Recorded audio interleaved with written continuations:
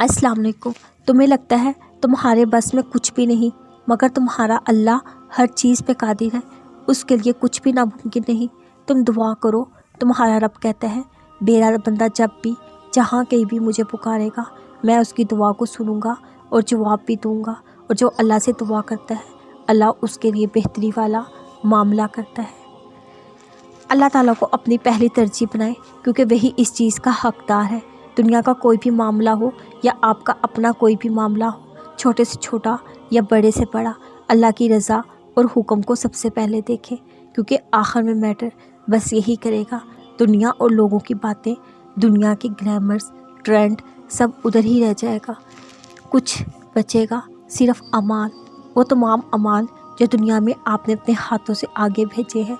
तब ये दुनिया, यहाँ की दौलत, शोहरत, यहाँ की कुछ काम नहीं आएगी और ना ही किसी चीज़ से फ़र्क पड़ेगा।